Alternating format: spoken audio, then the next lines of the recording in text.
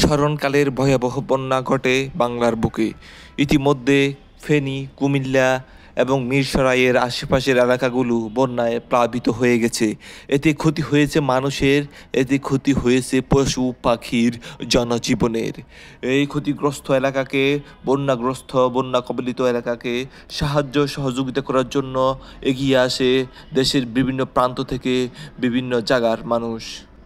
মহান আল্লাহ তাআলার নিকট লাখো কোটি শুকরিয়া এই জন্য যে এই বন্যা কবলিত মানুষের পাশে একদিনের জন্য হলেও কিছু না কিছু সাহায্য সহযোগিতা করার সেই তৌফিক দান করেছেন। এই বন্যাটা অনেকটা হঠাৎ আতঙ্কের মতো সৃষ্টি হয়েছিল। এই বন্যাটা বৃষ্টি ছাড়াও শুরু হয়েছিল। বৃষ্টি ছাড়া যখন মিরসরাইয়ের এলাকাগুলো প্লাবিত হতে যাচ্ছিল, বিভিন্ন এলাকাগুলো যখন পানিতে ডুবে যাচ্ছিল, তখন এখানকার মানুষগুলো দিকভ্রান্তির মতো দিক বিদিক ছুটে বেড়াচ্ছিল। সবাই আশ্রয়কেন্দ্রের দিকে ছুটে যাচ্ছিল।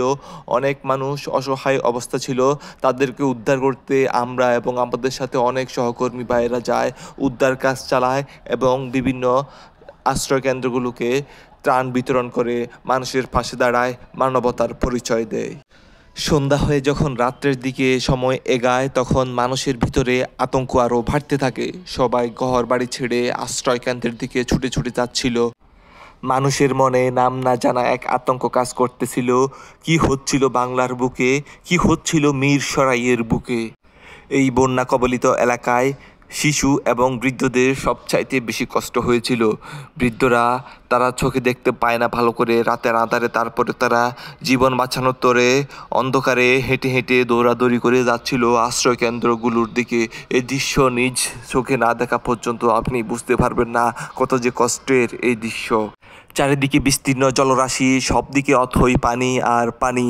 এই পানিতে চারদিক থেকে মানবতার ফেরিওয়ালারা ছুটে আসে। সবাই বন্যা কবলিত মানুষকে সাহায্য সহযোগিতা করার জন্য এগিয়ে আসে। সবাই মানবতার পরিচয় দেয়, সবাই মানুষের পরিচয় দেয়। বাঙালির মন কতটা উদার, কতটা বড়, সেই পরিচয় দিয়েছে বন্যার সময় বিভিন্ন জায়গা থেকে আগত সেই মানবতার ফেরিওয়ালাগণ। আপনাদের সকলের প্রতি আমার আন্তরিক শুভেচ্ছা এবং অভিনন্দন। চারিদিক থেকে মানুষ বিভিন্ন ত্রাণ নিয়ে আসে এবং সেই ত্রাণগুলো এই এলাকার মানুষের মাঝে বিতরণ করে। এই বন্যায় মানুষের সাথে সাথে গবাদি পশুগুলোরও ভীষণ কষ্ট হয়েছিল। গবাদি পশুগুলোও আশ্রয় কেন্দ্রে আশ্রয় নিয়েছিল। পরিশেষে সকলের সুস্থতা কামনা করছি। মহান আল্লাহ তাআলা যেন সকল দেশবাসীকে সুস্থ স্বাভাবিকভাবে চলার তৌফিক দান করে, সেই আশা ব্যক্ত করছি। আজকের ভিডিও এখানে শেষ করছি। ভিডিওটি ভালো লাগলে সবাই লাইক কমেন্ট করবেন, ভিডিওটি সবাই শেয়ার করবেন, শেয়ার করে আপনার বন্ধুদের ভিতর এই ভিডিওটি দেখার সুযোগ করে দেবেন। সবাই ভালো থাকেন, সুস্থ থাকেন। আল্লাহ হাফেজ।